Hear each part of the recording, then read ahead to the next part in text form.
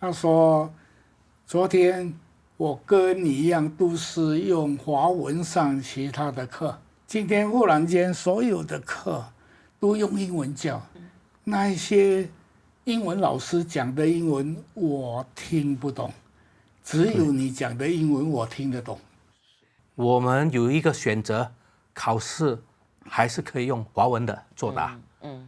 我却选择了用英文作答，果然没拿 A， 但是还是考得不错。大学我就知道，不可能回头的。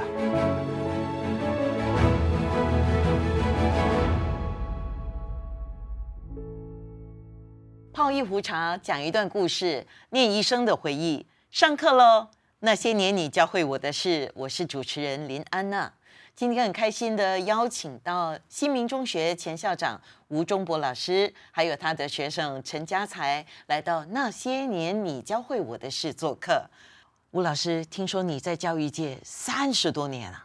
是的，你一开始是教数学、生物，后来成为经济学的老师，再后来呢，成为新民中学的校长，而且你好厉害哦，把新民中学改造成新加坡的顶尖争执学校之一。那你退休之前已经是教育部学校评估司的副司长。陈家才，今天你的学生来了，那你是在新民中学认识老师？不是，大马系书记学院。那你那时候教他经济，那提到了1978年，这个1978年是一个教育界很关键的一个年份哦。是呀，那时候是一个分水岭。是的，对，也是人生的转捩点。我们华校生的体验又更不一样，所以是完全是不一样的，只是觉得非常困难。那问吴老师了，那个时候的转变对你来讲有怎么样的影响？还有你的心情是怎么样的？当我在大马戏出去学院的时候，是有一天我们的校长从教育部回来，就把我叫去校长办公室。他说，政府决定，从下个月开始，我们这个经济课，这个所有华文教学的科目都要转成英文作为教学媒介，1个月的时间。所以一下子好像对我们来讲是宣布死刑，所以当时的心情是非常说是又紧张又害怕，叫措手不及吗？措手不及。虽然有1个月，也很短了。陈先生，你刚才也有提到嘛，原本是用中文、用华文来学习，然后那个时候就忽然间改成英文。对，你还记得去听吴老师的课用英文讲的那个情况吗？吴老师用英语教，我反而觉得比较舒服，因为有个原因，因为我不能学得这么快。吴老师用华语讲的时候非常快，就是很多概念、很多应用，我真的还来不及去想。其实吴老师想得太快了，因为反而吴老师讲的比较慢了，我反而是比较有时间去细说吧。老师，你有没有想到，竟然是这个效果？其实我们用另外一种语文来讲的时候呢，是心理负担很重。为了减少错误，所以如他所讲的，就速度都慢了很多了。那当我准备了1个月，第一场这个经济课上完了以后，我百感交集，然后就回到我的办公室正在写辞呈因为觉得讲得很差很差。那我的一部分学生就跑来我的办公室说，吴老师你讲得很好啊。我就跟他讲，我已经受伤了，你们还在伤口上撒盐但是他们告诉我一件鼓励我的事情，他说，昨天我跟你一样都是用华文上其他的课，今天忽然间所有的课都用英文教，那一些英文老师讲的英文我听不懂，只有你讲的英文我听得懂。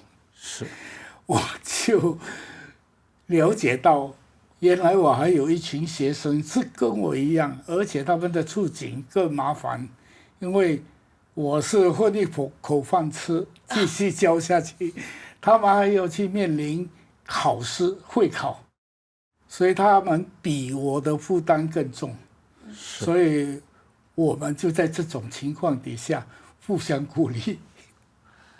对。可是今天回头看，你觉得那个时候的这个转变，对你产生了，比如说有什么好的影响吗？挑战并不是完全是不好的。我经历过很多很多挑战，最后结果都是比较好。我们能够度过这个危机，然后把它变成转机，这个就是我今天给的一个答案。这种挑战，当事人跟当时的感觉，跟现在回想起来是两回事。那你呢？就是1978年，你作为第一批用英文考 A level，你自己又有什么样的感想？当时得克服很多困难嘛，但今天想起来，英文是多么的重要啊！有没有想过要放弃呢？我知道是不能放弃嘛，因为母亲是不可能让我放弃。但是我们华校生当时考试79年我们有一个选择，考试还是可以用华文的作答。我却选择了用英文作答。当时我的老师他吓了一跳，他说你可能不会拿 A， 但是我还说就尝试一下吧。我真的是用英语去考，果然没拿 A， 但是还是考得不错。你那个时候为什么会做这样的决定？我真的也没想这么多，但是我想，有一天可能在大学嘛，我可能会念物理，大学我就知道不可能回头的，不可能再用华文去作答嘛，所以先准备一下。其实当时几乎很少华校生有这样的勇气。其实讲一讲跟你们不管是老师还是同学了哈，同一批的面对这些变化的，比如说老师吧，他们用华文来教学的，可是面对这样的一个改革，有怎么样的一个影响跟情况吗？我记得当时感觉就是天大的危机，尤其是地理跟历史的老师，包括经济老师，他们一下子要换另外一种语文来教学，真的是很难很难。所以有很多老师，就决定回去教华文，因为教育部也给他们一个选择，因为毕竟华文还比用英文来教其他科目，像地理、历史来的更容易。然后真的不行的话，有少数的老师甚至转行到去做其他的事业。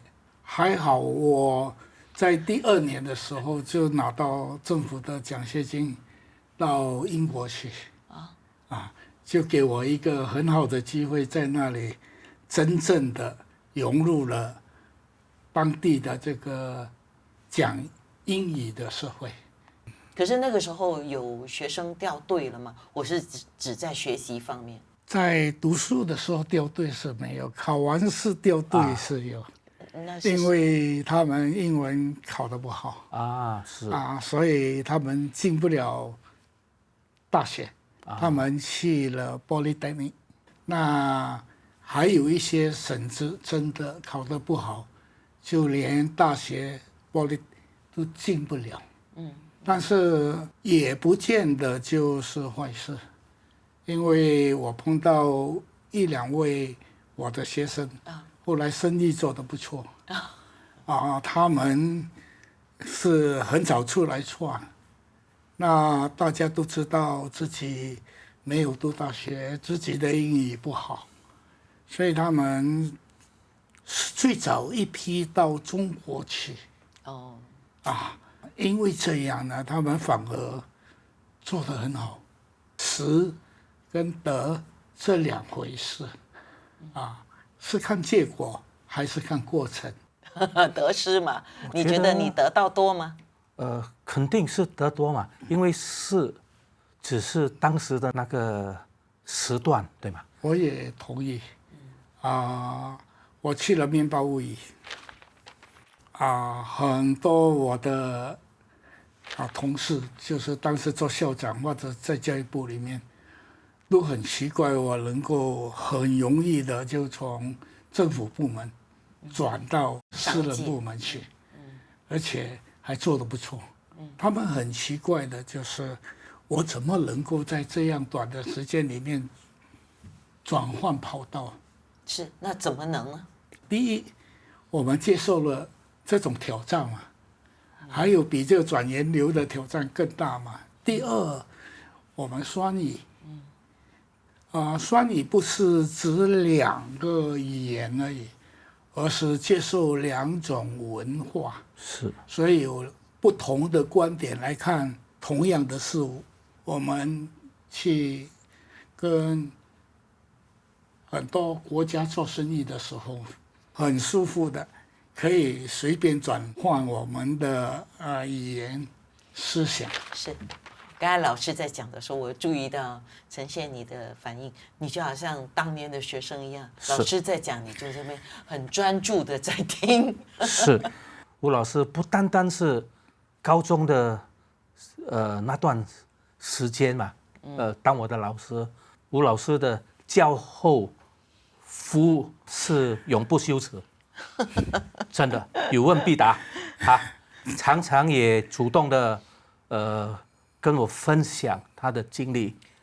所以在你的心目当中，吴忠博老师是一位怎么样的老师呢？他说，在新民的时候就想要拉学生一把嘛。其实我长得这么大，今年也60多岁了哈。其实他随时看到我，随时跟我聊天，随时跟我吃饭，有机会都想拉我一把。这个就是我的吴老师。他每年都来我家拜年，包括他的太太也是我学生，他孩子也带过来，那么偶尔我们也是会一起去吃饭。对，今天看到吴忠博老师还有陈家才同学带来了2本厚厚的书，你们带这2本书来是要介绍什么？当时接到校长的这个通知，1个月以后要用英文教。第一本书就是要去找一本最好的字典。这本字典就是当年的字典吗？当年买的，到现在吗？到现在。1978年到现在。是。因为你看它这么旧，黄了，所以当时的一个想法就是我要怎么样去把中文翻译成英文。他就是我的救星。你的老师。我的老师。一样的，英文转换成华文，很多字是看不懂的。这样的字典嘛，就是当时的宝物。老师看学生嘛，你今天看家才同学的成绩就不是科目上的成绩，你觉得欣慰吗？所谓这些桃李都长得又甜又美，是我们的欣慰。因为我们就像在果园的农夫嘛，我们的目的就是种出最好的果子。是，那你有话要对家才同学说吗？我希望他百尺竿头更进一步。谢谢。今天听到你们2位之间的这个交流，我想起了也是8个字：10年树木，100年树人。今天非常感谢吴忠博老师，还有他的学生陈家才同学来到那些年你教会我的事做客。我们下课啦，谢谢。我在那个时候真的是跟学生打成一片，我打他，他被我打，但是打完了以后，我们竟然可以一起去打球，一起去玩耍，或者在咖啡店喝咖啡。我用的方法就是软硬兼施。